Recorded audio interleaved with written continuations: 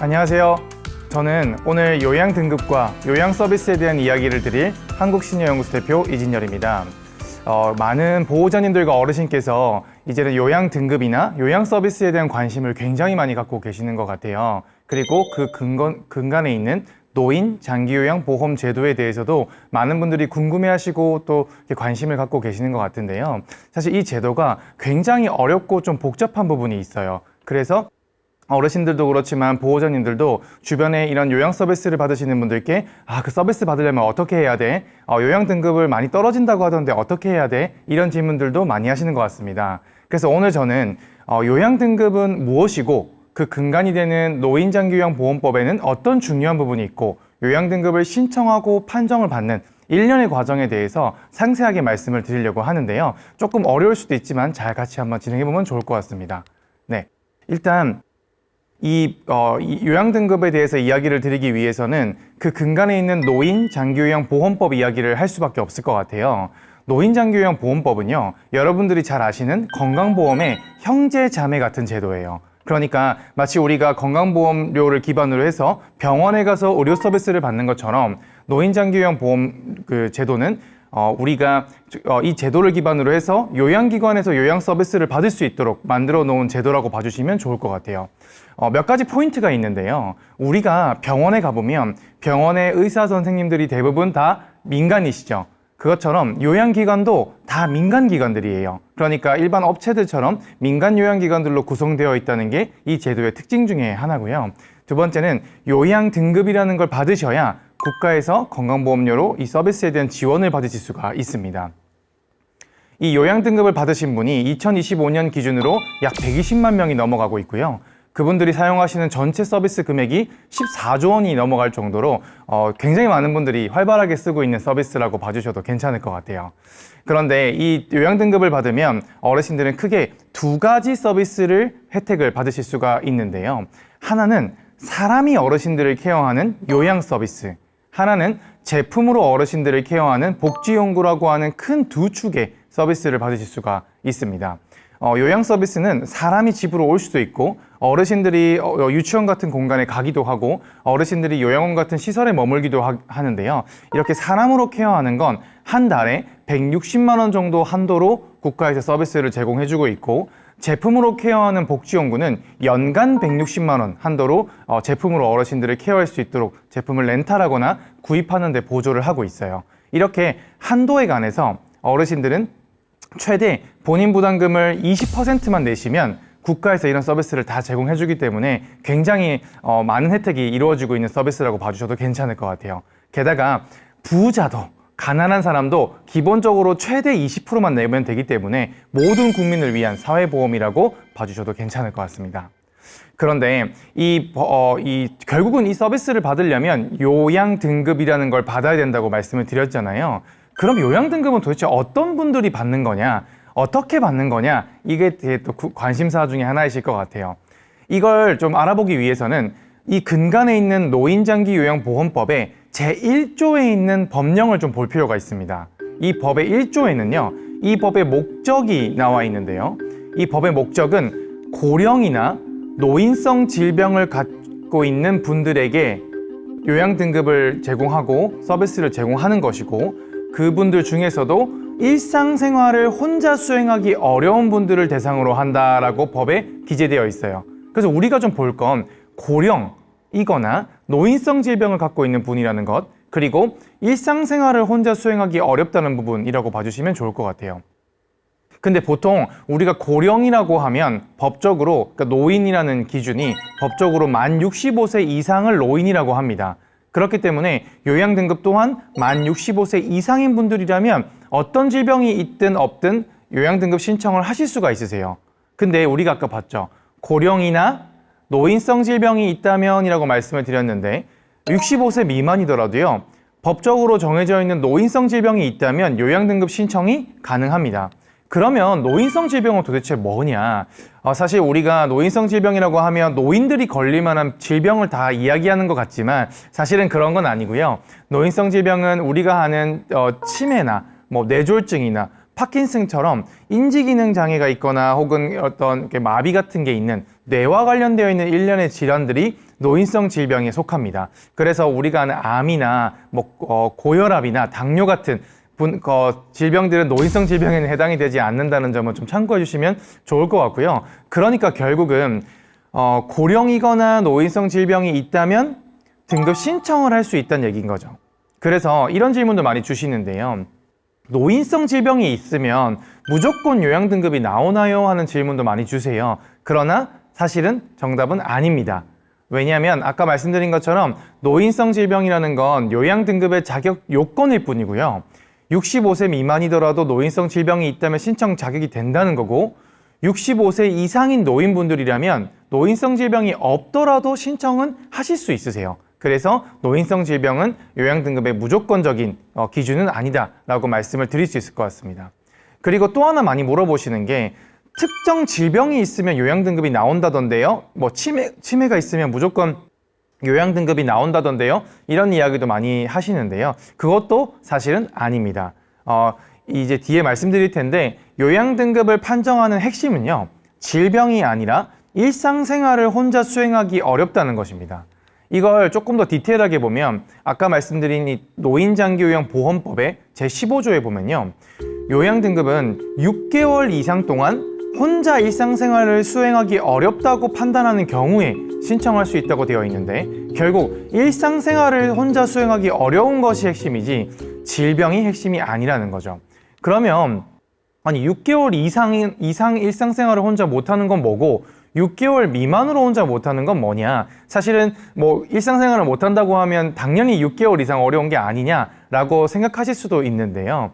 어르신이 발병을 하거나 수술을 하셨거나 낙상사고 같은 사고가 있어서 단기에 일상생활이 어렵다고 판단하는 경우 혹은 단기로 특정 증상이 발생했다고 보는 경우에는 일상생활을 혼자 하기 못한다고 판단하지 않습니다. 그러니까 이걸 보통 업계에서는 급성기 질환이라고 하는데요.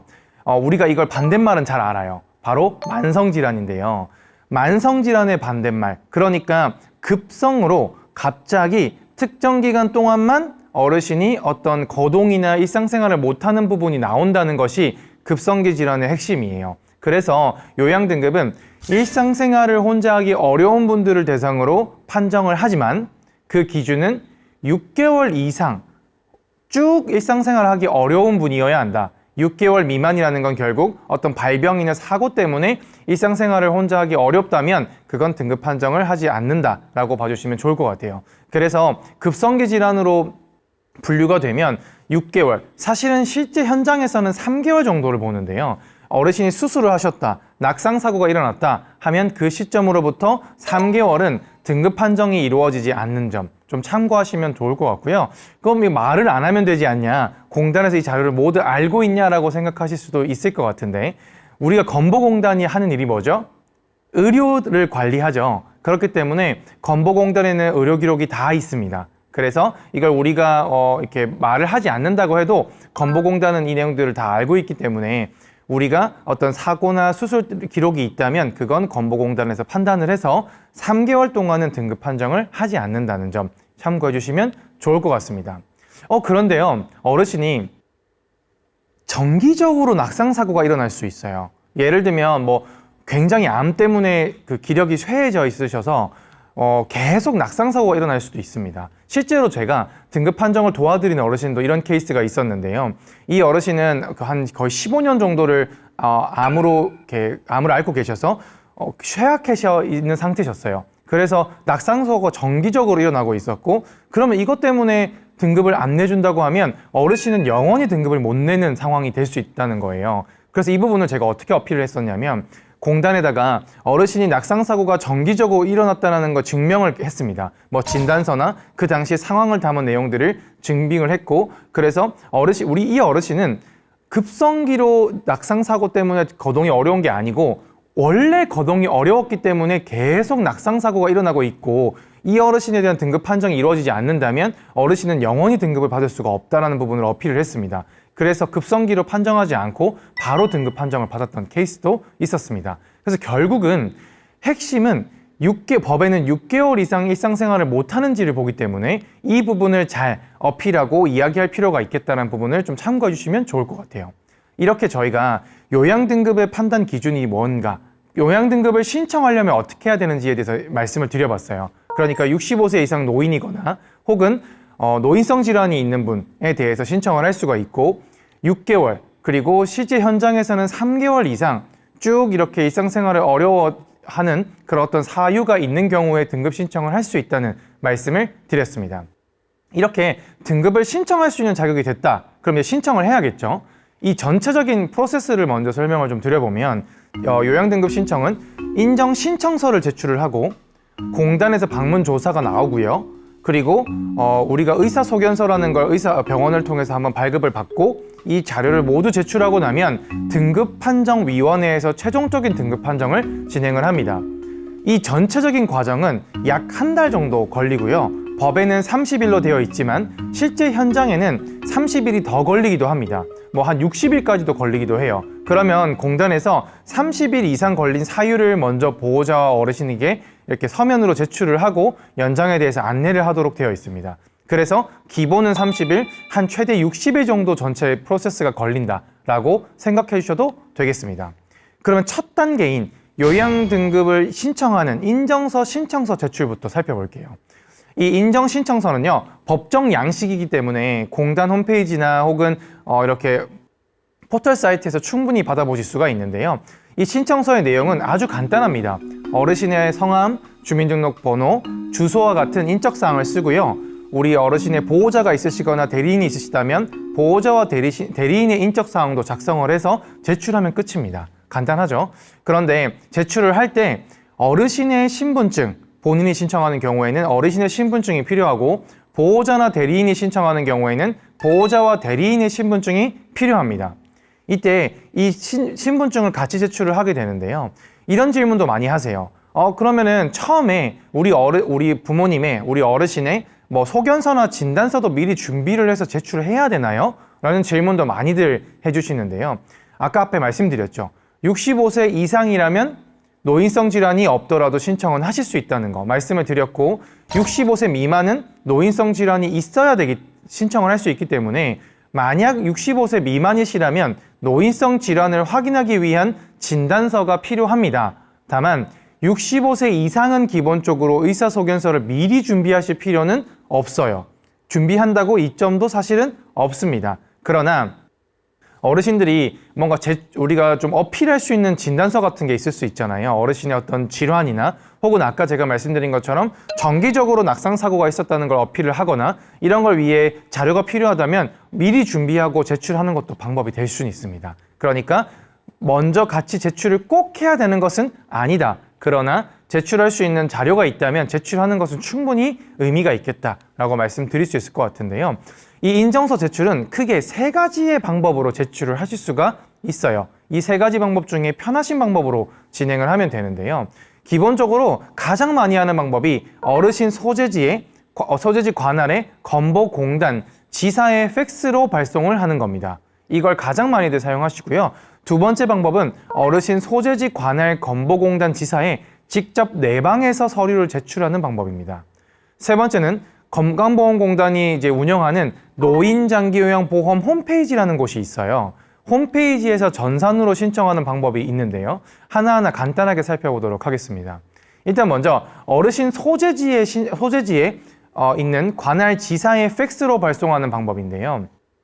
이 팩스로 발송하기 위해서는 기본적으로 팩스 번호를 아셔야겠죠. 이 팩스 번호를 아는 가장 쉬운 방법은 사실 건강보험공단 홈페이지에서 지사찾기라는 기능을 활용하는 겁니다.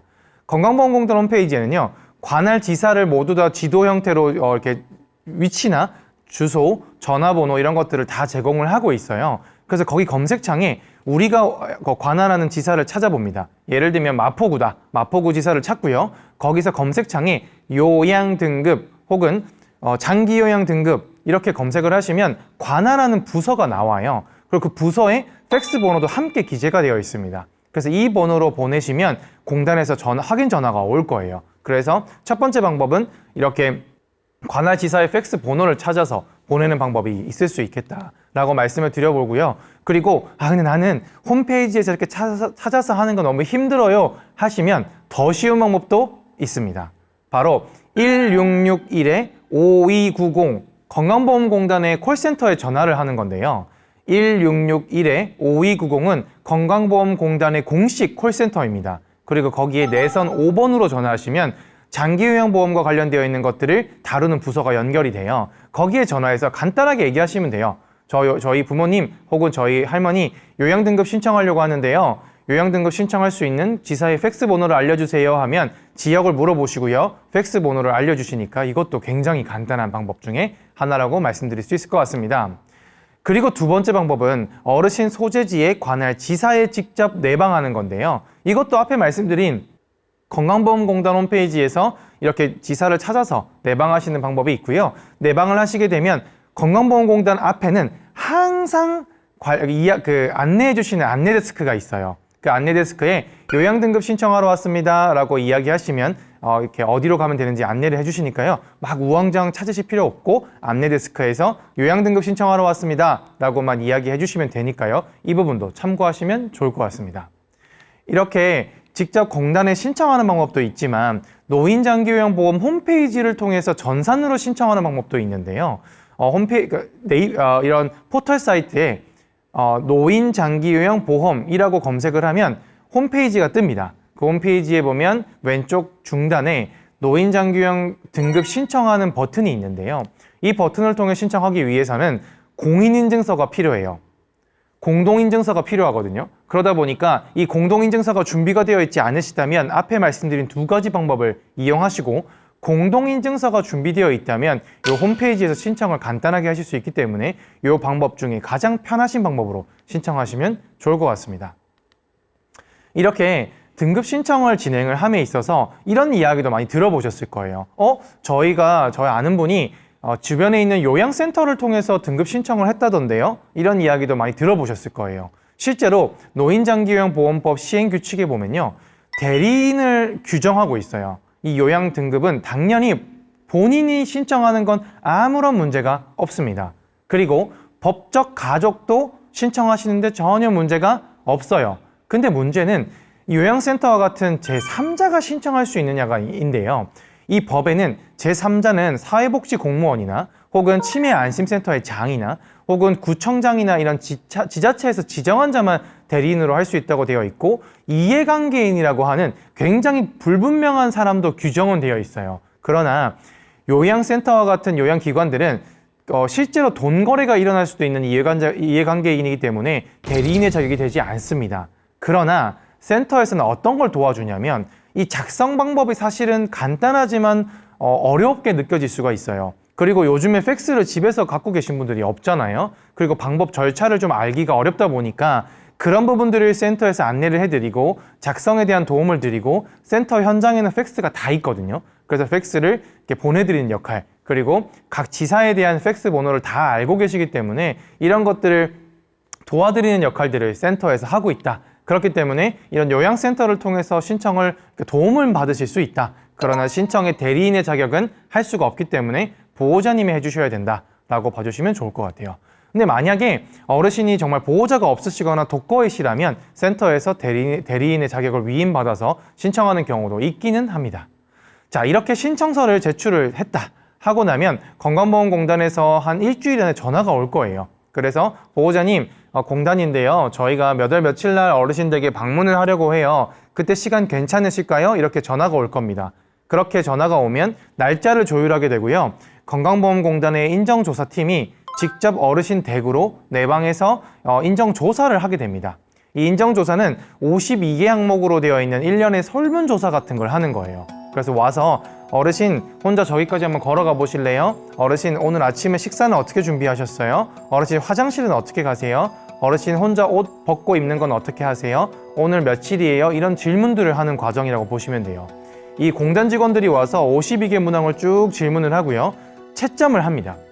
그래서 이 점수를 가지고 장기요양 등급 인정 점수를 매기는데요. 이 점수가 실질적으로 우리가 등급을 받을 때 핵심적으로 이렇게 판단되는 기준이 되기 때문에 공단의 방문 조사는 이 전체 과정 중에 가장 중요한 과정이라고 생각해 주셔도 돼요. 근데 이 조사 과정에서 가장 중요하게 저희가 드린 팁은 어떤 거냐면요. 어르신은 기본적으로 누가 특히나 모르는 사람이 와서 또 막 젊은 사람들이 와서 어르신 한번 저기까지 걸어가 보세요. 뭐 오늘 며칠이에요? 이렇게 물어보면 기본적으로 방어 기제가 올라와요. 무슨 얘기냐면 어르신이 나도 한 명의 성인인데 모르는 사람이 와서 나의 어떤 뭐 신체나 인지 기능의 상태를 물어보고 체크하는 게 기분이 나쁠 수 있다는 거죠. 너무 당연하죠. 그러다 보니까 이 방어 기제가 올라오게 되면 어르신들이 보통 어떻게 하시냐면 한참 설문을 하다가 나 근데 이거 할 수 있다고, 나 이거 잘할 수 있으니까 그냥 됐다고, 이거 안 할래요, 이렇게 이야기하는 경우가 정말 많습니다. 이걸 저희가 어떻게 하냐면요, 보호자님들께서 이 과정들을 혼자 진행하시다가 저희에게 전화 주시는 경우들이 많아요. 그러면서 이야기하시는 가장 많은 케이스가 저희 어머니가요, 저희 아버지가요, 분명히 어제까지는 거동이 어려우셨거든요. 근데 공단 직원분이 오시니까 갑자기 혼자 저기까지 걸어가서요. 그리고 오늘 날짜를 정말 열심히 대답을 하시더라고요. 그래서 너무 당황했습니다. 이런 이야기들을 전화해서 많이 하세요. 그리고 이런 것들을 당황해서 보호자님들께서 하시다 보니까 실제 어르신이 평균적으로 어려우셨던 집에서의 환경을 이야기하기보다 그날 너무 잘 열심히 이야기를 해서 점수가 좋게 나오는 경우들이 굉장히 많다는 거예요. 그래서 이런 부분들을 보호자님들께서 사전에 정보를 알고 어르신께 잘 설명도 드리고 이런 등급을 받게 되면 어떤 게 가능하고 사실은 요양원에 그냥 꼭 들어가는 건 아니라는 이야기들을 드려놔야 어르신의 마음을 좀 이렇게 안심시켜놔야 그날 객관적으로 있는 그대로의 점수를 받을 수가 있는데 사실 너무 잘 아시겠지만 보호자님들의 말을 어르신들이 잘 듣지 않으세요. 그래서 저희가 추천드리는 첫 번째 팁은요, 아까 말씀드린 주변에 있는 요양센터들이 있죠. 요양기관들이 많이 있으실 거예요. 그분들과 같은 제3자가 미리 어르신 댁에 가서 어르신의 마음을 풀어놓는 것이 굉장히 중요합니다. 그러니까 이분들은 가서요, 어르신의 라포 형성을 미리 해요. 그러니까 어르신과 이렇게 마음의 유대를 먼저 갖는 거죠. 그래서 어르신, 이렇게 요양 등급을 받는 건요, 모든 어르신들이 다 받는 거예요. 심지어는요, 저기 좋은 동네의 부자 어르신들도 다 요양 등급 받아서 서비스를 받으세요. 근데 이 요양 등급이라는 건요, 우리 어르신들이 전쟁이며 경제를 일으킨 일련의 과정들을 국가가, 후손들이 보답하기 위해서 만든 복지예요. 그렇기 때문에 모든 어르신이 받는 거고, 이걸 안 받으셔서 본인 부담금을 100% 내시는 건 어르신과 보호자님들, 우리 자녀분들이 괜한 짐을 지는 것과 같습니다. 그러니까요, 거짓말을 하라고 말씀드리는 게 아니에요. 그냥 있는 그대로, 힘든 그대로를 이야기해 주시면 돼요. 이런 식으로 어르신께 좀 마음을 풀어드리고 안심을 시켜드리면 어르신이 훨씬 더 편하게 이 과정을 임하게 되고요. 그러면 당연히 등급 판정의 확률이 높아질 수밖에 없습니다. 그래서 저희가 보호자님들께 드리는 가장 중요한 팁은요, 꼭 제3자의 도움을 받아서 어르신의 마음을 풀어놓으셔라 라고 하는 겁니다. 그러면 이런 질문도 많이 하세요. 아니, 주변의 센터의 도움을 받으면 내가 이걸 어떻게 공짜로 도움을 받습니까? 이거 분명히 돈을 받을 것 같은데 돈을 받는 거 아닌가요? 라고 물어보시는 경우들도 많아요. 근데 절대 아닙니다. 요양기관은요, 요양 등급을 대행하거나 돕는 것을 전제로 돈을 받거나 계약을 강요할 수 없도록 법에 규정되어 있습니다. 그렇기 때문에 우리 요양센터에서 이런 걸 도와준다고 해서 일절 돈을 받지 않기 때문에 이런 도움을 흔쾌히 받으셔도 된다는 거예요. 그러면 센터는 이걸 왜 하냐? 대신에 미리 어르신의 얼굴을 봤잖아요. 우리가 마음의 유대를 미리 쌓아놓았죠. 그렇기 때문에 어르신이 나중에 실제로 센터를 찾을 때 이런 개별 센터를 찾을 확률이 높기 때문에 이걸 그냥 무료로 도와드리는 겁니다. 그래서 편하게, 법적으로 이렇게 규정되어 있기 때문에 편하게 주변의 도움을 받으셔도 된다. 이 부분 좀 말씀드리고 싶고요. 또 하나 또 많이 질문 주시는 것 중에 이런 것들도 있어요. 보호자가 방문 조사를 할 때 꼭 동석을 하는 게 좋을까요? 저는 외부 지역에 살고 있어서 저희 부모님이 사시는 지역에 가서 동석하는 게 어렵습니다 라고 이야기하시는 분들도 꽤 왕왕 있습니다. 근데 저희가 추천드리는 건요, 보호자님께서 동석을 하시는 걸 기본적으로는 저희는 추천을 드려요. 왜냐하면 보호자가 없는 상태에서 어르신이 이제 방문을 하게 되면 일단 띵동하고 공단 직원분이 문을 열어달라고 딱 이렇게 배를 누르는 순간부터 어르신이 거동을 어떻게 하고 있는지가 보여요. 그리고 어르신이 그 상태부터 자기가 어떻게 얼마만큼 어렵고 힘든지를 온전히 이야기하는 게 되게 어려우실 수 있어요. 그래서 이렇게 보호자님께서 옆에 같이 동석하시면서 어르신이 좀 어려워하는 부분에 대한 답도 드리고 어르신의 평소의 환경, 그리고 환경이라고 하면 실제 이런 거주 환경도 있을 수 있지만 우리가 케어하는 환경도 있을 수 있죠. 예를 들면 우리 보호자님께서 멀리 살기 때문에 어르신에게 자주 찾아올 수 없다는 환경도 있을 수가 있고, 우리가 가족이 수가 많지 않기 때문에 가족이 어르신을 케어하는 게 어렵다는 환경도 있을 수가 있습니다. 그래서 이런 환경과 상황을 보호자님께서 있는 그대로를 같이 동석하면서 설명해 주시는 것이 등급 판정 과정에 굉장히 유리한 부분이 될 수 있다는 점을 좀 말씀을 드리고 싶어요. 그리고 보호자가 없네? 그리고 어르신 혼자 거주하네? 그러면 이렇게 생각할 수가 있죠.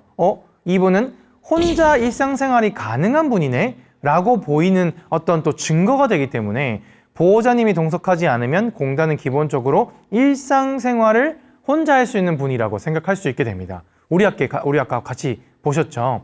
요양 등급의 핵심은 뭐죠? 일상생활을 혼자 못하는 분을 기준으로 한다고 했잖아요. 그렇기 때문에 보호자님께서 동석하셔서 혼자 일상생활을 하지 못한다는 부분을 잘 어필할 수가 있으면 등급 판정에 훨씬 큰 도움이 됩니다. 우리 부모님이 병원에 입원하고 계신데요. 등급 판정을 받을 수가 있나요? 하는 질문도 많이들 하십니다. 결론만 말씀드리면요. 가능합니다. 그러나 급성기 질환으로 분류되지만 않는다면 가능해요. 아까 우리가 살펴봤죠. 어르신이 수술을 하시거나 낙상사고가 있으셨거나 이렇게 급성으로 이렇게 뭔가 거동이 어렵다고 판단이 될 때는 급성기 질환으로 분류를 해서 실제로는 3개월, 최대 6개월 정도는 등급 판정을 하지 않는다는 걸 말씀을 드렸어요. 근데 실제로 생각해 보시면 우리가 일반 젊은 사람들도 갑자기 다리가 부러지거나 수술을 하게 되면 어떤 특정 기간 동안에는 거동이 어려울 수 있잖아요. 그리고 어르신들은요, 되게 신기하게도 수술을 하시거나 큰 수술을 하시면 혹은 낙상사고가 일어나면 갑자기 일시적으로 인지 저하가 일어납니다. 요걸 많이 경험해 보셨을 거예요. 그렇기 때문에 이 기간 동안 등급 판정을 하지 않는데요. 이 기간에만 해당되지 않는다면 재활병원이나 요양병원에 입원해 있는 상황이라면 병원에서도 방문 조사가 가능합니다. 그러니까 원래 재활병원이나 요양병원은 좀 장기간 입원을 하거든요. 그래서 그 공간에서도 등급 판정은 이루어지게 된다. 다만 공단이 병원에 오면요, 이런 걸 물어볼 거예요. 어르신은 그러면 퇴원 계획은 어떻게 되세요? 퇴원하고는 앞으로 어떻게 어르신을 케어할 예정이세요? 이런 질문들을 보호자님과 어르신에게 할 거예요. 이걸 물어보는 이유가 있습니다. 공단은 기본적으로 건강보험료라고 부르는 재원을 안에서 장기요양보험료를 가지고 거의 14조 원을 가지고 어르신 케어를 지원하고 있어요. 절대 작은 돈이 아니죠. 그렇기 때문에 재원을 효율적으로 운영할 의무가 있습니다. 그렇기 때문에 앞으로 어르신이 퇴원 계획이 없는데 요양 등급을 판정하는 것이 불필요하다고 판정할 수 있기 때문에 어르신이 앞으로 집에서 케어를 할 건지 시설로 들어가실 건지 이런 계획들을 좀 이야기를 해주실 필요는 있겠습니다. 이렇게 요양 등급에서 가장 중요한 과정 중에 하나인 방문 조사를 저희가 알아봤어요. 이렇게 등급 신청을 하고 방문 조사가 끝나고 나면요, 의사소견서라고 하는 걸 제출하는 과정이 마지막으로 있는데요. 의사소견서까지 제출을 하게 되면 우리가 각 가정에서 해야 될 몫은 다 끝나게 됩니다. 이 의사소견서에 대해서 한번 말씀드려 볼게요. 의사소견서는요, 기본적으로 진단서가 아닙니다. 그러니까 우리가 병원에서 의사 선생님께 받는 자료라고 생각하면 보통 진단서를 많이 생각하시죠. 그리고 대학병원에 가기 위한 의사소견서도 많이들 좀 받아보셨을 거예요. 그러나 이 요양 등급을 위한 의사소견서는요, 진단서도 아니고요. 그런 우리가 흔히 대학병원을 가기 위해서 받는 소견서도 아니에요. 법정 양식으로요, 요양 등급 판정을 위한 의사소견서가 따로 있습니다. 이 소견서는 기본적으로 설문조사지처럼 생겼어요. 아까 우리가 살펴봤죠. 방문조사도 설문조사처럼 되어 있다고 말씀드렸잖아요. 이 의사소견서도 설문조사처럼 되어 있어요. 그러니까 이 의사소견서를 제출하는 체계는요, 요양등급을 신청하고 건보공단도 눈으로 어르신을 보고요, 의사도 눈으로 어르신을 보고 이 데이터를 같이 조합해서 판정을 하겠습니다라고 하는 개념이라고 봐주시면 될 것 같아요. 그래서 공단 직원이 이제 방문하고 가면 어르신께 의사소견서 발급 의뢰서라고 하는 어떤 종이를 한 장 줄 거예요. 이 종이를 주고 또 문자도 한 통이 올 수 있습니다. 의사소견서를 이렇게 제출해 주세요. 언제까지 제출해 주세요 하는 소견서에 대한 발급 의뢰서를 줄 건데요. 이 서류를 기반으로 이제 등급 신청을 위한 의사소견서를 진행하게 돼요. 여기서 발급 의뢰서에 들어가 있는 핵심 두 가지를 살펴볼 건데, 첫 번째는 의사소견서 발급 번호고요. 두 번째는 본인 부담금입니다. 이 하나하나를 각각 좀 살펴볼게요. 아까 제가 의사소견서를 미리 준비할 필요가 없습니다 라고 말씀드렸던 이유가 여기에 있어요. 의사소견서를요, 저희가 미리 준비한다고 하면 이 발급번호가 없겠죠. 발급번호는 언제 나온다? 방문조사가 끝나야 나오는 거예요. 그렇기 때문에 이 소견서 발급번호를 미리 할 수는 없습니다. 그래서 이 발급번호가 있는 상태에서 병원에 가야 실제로 이 소견서 양식에 맞는 소견서를 쓰실 수가 있어요. 그리고 이 소견서 발급 번호는요, N1로 시작하는 것도 있고 N5로 시작하는 것도 있습니다. N1로 시작하는 경우는요, 법정 서식에 맞는 그냥 소견서만 받는 것이 N1로 시작하는 발급 번호고요. N5로 시작하는 발급 번호는 오른쪽에 조그맣게 치매 진단 보완 서류 제출 여부에 예라고 되어 있을 거예요. 그러니까 N5는요, 의사소견서와 함께 치매 진단 보완 서류를 함께 같이 제출을 해야 되는 그런 분들이 N5번으로 나옵니다. 그래서 이 치매 진단 보완 서류는 대체적으로 치매 판정이 된 분들 혹은 인지기능 저하가 좀 심하다고 판단하는 분들은 치매 진단 보완 서류를 같이 제출하라고 하니까 이 서류를 함께 준비를 하셔야 돼요. 그런데 이 치매 진단 보완 서류는 발급이 가능한 병원이 따로 있습니다. 그 병원을 검색하는 방법은 뒤에서 설명을 좀 드려볼게요. 그런데 이 의사소견서는 이런 질문을 하실 수가 있어요. 의사소견서를 좀 발급할 수 있는 의사가 따로 있나요? 이런 질문을 하실 수가 있는데, 결론적으로 말씀드리면 그건 따로 없습니다. 우리 치과 의사 선생님들만 빼고 나면 모든 의사와 한의사 자격증을 보유하신 분이라면 발급을 하실 수가 있어요. 신기하게도 치과 의사는 발급이 안 되더라고요. 이 의사 선생님과 한의사 모두가 가능한데, 기본적으로 아까 설명드렸던 노인장기요양보험 홈페이지 기억하시나요? 이 노인장기요양 보험 홈페이지에 들어가시면 가장 하단에 검색 서비스라고 있고, 이 검색 서비스에 보면 의사소견서 교육기관을 검색하실 수 있는 버튼이 있어요. 이 의사소견서 교육 이수기관을 누르시면 이렇게 검색창이 뜨는데요. 어르신이 소재하는 지역, 뭐 서울시 무슨 구 이렇게 넣고, 그 다음에 치매 진단 보완 서류의 여부에 치매를 선택할 수 있는 구분점도 이렇게 선택을 하실 수가 있어요. 이렇게 선택을 하고 조회를 하면 이 지역에 의사소견서 발급이 가능한, 그리고 치매 진단 보완 서류 발급이 가능한 병원 리스트가 뜨고요. 주소와 연락처를 모두 다 확인할 수 있도록 공개가 되어 있습니다. 그래서 여기에 들어가서 보시면 우리가 근처에 어떤 병원에 연락해서 갈 수 있는지를 좀 쉽게 판단해서 살펴볼 수 있으니까요. 이 노인장기요양 보험 홈페이지를 살펴보시면 도움이 되실 것 같아요. 그리고 여기에는요, 인터넷 발급 기록이라는 것도 같이 있는데요. 인터넷 발급 기록이라는 건 그 병원에서 시스템 안에서 의사소견서를 그냥 전산으로 건강보험공단에 보낼 수 있게 되어 있어요. 그리고 그걸 발급한 이력이 있는 곳은 있음, 그리고 발급한 이력이 없는 곳은 없음이라고 표시되어 있는데, 이게 있는 곳에 가시면 훨씬 편합니다. 왜냐? 의사소견서 발급을 그냥 전산으로 보내버리기 때문에 우리가 그 서류를 이렇게 직접 받아서 건강보험공단에 갈 필요가 없어져요. 그래서 이 인터넷 발급 기록이 있음이라고 되어 있는 곳을 가시면 훨씬 편하다라고 좀 말씀드릴 수 있을 것 같고요.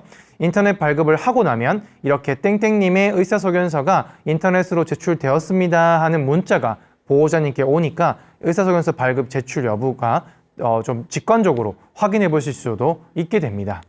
이렇게 발급 번호를 살펴봤다면 이제 또 중요한 건 본인 부담금입니다. 아무래도 이게 비용이 들면 또 부담스러우실 수가 있잖아요. 기본적으로 본인 부담금은 이렇게 퍼센테이지가 명시되어 있고요. 모든 국민이라면 20%를 내고, 그리고 차상위로 갈수록 면제, 그러니까 무료까지로 이렇게 내려가는 구조로 되어 있어요. 그리고 발급 금액은 법에 기재가 되어 있습니다. 법에 기재가 되어 있고 우리가 잘 아는 모든 병원들은 6만 1,000원 정도의 비용이 나오고요. 보건소나 보건지소는 5만 8,000원 정도의 비용이 나옵니다. 이건 2025년도 기준이고요. 이렇게 6만 원에서 한 6만 원 언저리의 비용이 나온다고 보시면 될 것 같고, 치매 진단 보완 서류는 병원은 한 2만 9천 원 정도, 그리고 보건소나 보건지소는 2만 6천 원 정도의 비용이 나와요. 두 개를 합치면 거의 한 9만 원 정도 비용이 되는 거죠. 적은 비용은 아니죠. 좀 부담스러우실 수가 있는데요. 제가 설명드렸죠. 모든 국민이면 몇 프로를 낸다고 했죠? 바로 20%를 내면 됩니다. 그러니까 9만 원 중에 20%인 한 18,000원 정도를 내는 구조라고 봐주시면 될 것 같아요. 그러니까 여기 본인 부담금에 내가 어떤 거에 체크가 되어 있느냐에 따라 내가 20%를 낼 수도 있고 조금 덜 낼 수도 있다. 이렇게 보시면 될 것 같고, 20% 기준으로 의사소견서만 발급받으면 한 12,000원 정도, 치매 진단 보완 서류까지 받으면 한 18,000원 정도 된다고 봐주시면 될 것 같습니다. 이렇게 발급 의뢰서와 발급 번호를 가지고 병원에 가서 제출을 하면 20%의 비용만 지불하면 되지만, 실제로 어르신이 이제 등급을 이렇게 판정을 받았는데 내가 이걸 모르고 판정받는 과정에서 모르고 그냥 내 돈을 100% 냈잖아요. 그럼 이걸 나중에 환급도 받으실 수가 있기 때문에 이 부분도 뒤에서 잠깐 간단히 설명을 드릴게요. 그리고 이런 질문도 많이들 하세요. 의사소견서를 잘 받으면 등급이 잘 나온다던데요? 뭐 좋은 의사를 병원을 소개해 주실 수가 없나요? 이런 질문을 많이 하시는데요. 의사소견서만으로는 등급 판정이 나오는 것이 아닙니다. 앞에 말씀드렸죠. 방문 조사를 할 때 체크한 점수가 기본이 돼요. 이걸 기반으로 해서 의사소견서에 나오는 어떤 체크 항목들을 비교해서 등급 판정을 하기 때문에 실제로 공단 직원이 와서 판정을 했을 때 어르신이 너무 멀쩡하다고 판정을 했어요. 그런데 의사소견서에만 너무 극단적으로 안 좋게 적혀 있는다고 해서 등급이 나오는 것은 아니다. 다만 중요한 참고 자료는 되기 때문에 의사소견서도 충분히 어르신의 상황을 잘 이렇게 설명할 수 있는 의사의 도움을 받으면 좋다라고 말씀드릴 수 있을 것 같은데요. 아까 말씀드린 것처럼 의사소견서는 미리 받아놓는다고 해서 어떤 우리의 어드밴티지가 전혀 없다. 그러나 더 문제는 의사소견서를 미리 발급받아 놓으면요. 자부담금 100%로 일단 발급을 받으셔야 돼요. 아까 그 한 10만 원 돈을 내가 직접 돈을 다 내야 돼요. 그리고 등급 판정이 나오게 되면 환급을 받는 개념이 되기 때문에 실질적으로 먼저 발급하는 건 좀 부담스러우실 수 있다라고 말씀드릴 수 있을 것 같고요. 또 많이 물어보시는 게 대학병원이 좋나요? 동네 병원이 좋나요? 이런 질문도 많이 하세요. 근데 저희가 추천드리는 건 동네 병원을 추천드립니다. 기본적으로 큰 병원은요. 의사소견서 발급 비용이 사실은 크지 않기 때문에 아예 진행하지 않는 경우도 있어요. 이게 의사소견서는 한 장짜리는 대충 써서 내는 게 아니에요. 꽤 여러 질문들을 어르신과 하고 의사 선생님께서 시간을 그래도 한 30분은 쓰셔야 되거든요. 그러면 30분을 해서 9만 원을 버는 게 실질적으로는 금액적으로 크지 않기 때문에 대학병원이나 큰 병원은 아예 진행하지 않는 경우도 있고 케이스가 많지 않은 경우들이 되게 많습니다. 그런데 반대로 동네 병원들은 어르신들을 딱 만났어요. 그럼 이분이 대부분 만성질환이 있기 때문에 뭐 고혈압 약이나 뭐 당뇨약 같은 걸 만성질환들에 대한 약을 또 타러 오실 수가 있기 때문에 신환 유치를 위해서라도 더 잘 응대를 해주고 할 수밖에 없고 그런 케이스가 많이 누적되어 있다 보니까 익숙하세요. 이런 등급 판정을 하는 요양 등급 신청 서류를 쓰시는데 굉장히 익숙하신 분들이 많습니다. 그래서 대학병원보다는 동네 병원을 저희는 추천드린다라고 말씀드릴 수 있을 것 같고요. 또 하나는 큰데 나는 한 번도 안 가본 병원이에요. 근데 동네 병원인데 자주 가는 병원이 있을 수 있죠. 이 두 가지를 비교해 보면 어떤 것이 좋냐? 저희는 동네 병원이지만 자주 가는 병원을 추천드립니다. 이런 병원들은 기본적으로 어르신의 만성질환을 잘 알아요. 그리고 이 어르신이 오늘은 컨디션이 굉장히 좋지만 원래 내가 자주 봤을 때 평소에 거동이 많이 힘드셨어 라는 걸 알죠. 그래서 평소에 일반적인 어르신의 상황을 잘 체크해 주실 수 있어요. 그런데 익숙하지 않은 병원에 가면 어르신들이 기본적으로 좀 위축될 수 있습니다. 아무래도 의사 선생님은 전문가다 보니까 좀 위축돼서 어르신이 편하게 답을 할 수가 없을 수 있어요. 그리고 어르신의 그날 장면만 보고 판단을 하기 때문에 어르신이 평소에는 좀 안 좋으셨는데 그날만 컨디션이 좋았던 경우 사실은 의사소견서도 좀 이렇게 어르신 컨디션이 좋네? 이렇게 체크를 할 수 있기 때문에 저희는 동네 병원이지만 자주 가는 병원을 기본적으로 추천을 드립니다. 이렇게 의사소견서까지 제출을 하게 되면 등급판정위원회라는 게 각 지사에서 열려요. 그렇게 등급판정위원회가 열리게 되고 거기서 어르신의 등급 판정이 최종적으로 이루어지게 됩니다. 이 등급판정위원회는 한 달에 한 2번 정도, 어느 지사에 따라 한 번 정도 열리게 되고요. 이렇게 등급판정위원회에는 15인 이상의 전문가들이 모여요. 뭐 의사도 모이고 뭐 그런 공단 직원분들도 들어와서 같이 판정을 하게 되는데, 이 등급판정위원회에서 판정을 진행하게 되고 판정이 나오고 나면 어르신 혹은 보호자님께 문자가 옵니다. 문자가 와서 안녕하십니까, 저희 건강보험공단인데요, 어르신의 등급 판정을 통해 어르신이 이 요양등급 수급자로 인정되었음을 알려드립니다 하고 문자가 올 때도 있고요. 그냥 어르신의 등급 판정 결과를 발송하였습니다 라고 올 때도 있어요. 그래서 수급자로 판정이 됐다고 나오면 등급이 나오신 거고요. 등급 판정 결과를 문자로 발송하였습니다 라고 하면 그건 등급이 안 나온 걸 수도 있습니다. 그래서 이런 문자를 받으시면 건강보험공단에 우리 보호자님께서 직접 전화를 하셔서 등급 판정 여부와 이런 것들을 좀 확인을 해보실 필요가 있습니다. 이렇게 문자를 받고 나면 공단에 방문을 해서 인정 서류를 받게 되는데요. 이 인정 서류를 받고 공단의 기본적인 교육을 받게 되면 요양 서비스를 받을 수 있는 기본적인 채비가 됐다라고 봐주시면 좋을 것 같습니다. 그런데 등급을 모든 분들이 받으시면 참 좋겠지만 그렇지 않죠. 보통 등급 신청자의 85% 정도가 등급을 인정을 받는다고 해요. 그러니까 등급을 신청하시는 분들은 모두가 등급을 받는 건 아니에요.